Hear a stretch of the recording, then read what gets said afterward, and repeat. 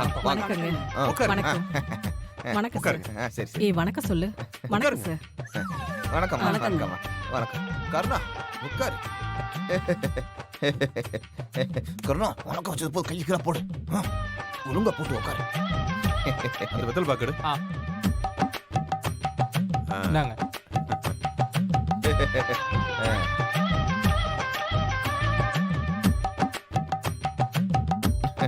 தம்பி நல்லா வாட்ட சாட்டமா இருக்காரு. குடிக்கிற பழக்கம் இருக்கா? அதெல்லாம் நல்லா குடிப்பேன். அதெல்லாம் ஒண்ணும் இல்லைங்க. டீ காபி கொடுத்தா நல்லா குடிப்பேன்னு சொல்றாரு. கொஞ்சம் வாயை மூடு சும்மா இருப்பா. அப்படியா? தம்பி ரொம்ப தமாஷானா பேசுறாரு. நேத்து வரைக்கும் பெரிய பெரிய இடத்துல இருந்து வந்து பொண்ணை கேட்டாங்க. ஆனா அவங்க யாரையும் என் பொண்ணுக்கு பிடிக்கவே இல்ல. மாப்பிள்ளையோட போட்டோவை பார்த்த உடனே என் பொண்ணுக்கு ரொம்ப பிடிச்சு போச்சு.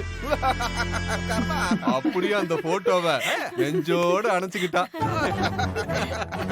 ஒரு மணி நேரம் எடுக்கவே இல்ல.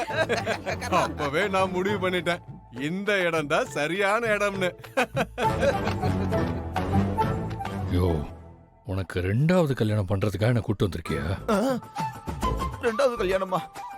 ஒன்ன கல்யாணம் பண்ணி அதை சமாளிக்க முடியாம நாக்கு தள்ளுது. இதுல ரெண்டாவது வேறையா? பொண்ணு பார்க்க வந்தது எனக்கு இல்ல, உனக்கு. யோ, யாரு கேட்டியா முடிவு பண்ணீங்க? இங்க பார்க்கறனா பெரிய ஐயா சொல்லிட்டாரு. ஐயா சொல்லிட்டாரா? ஐயா மட்டும் இல்ல, கிருபா அண்ணனும் சொல்லிட்டாரு. அதான் இந்த முடிவு எடுத்தோம். புரியுதா உனக்கு? அவங்க சொல்லிட்டா போதுமா? வேற யார் சொல்லணும்?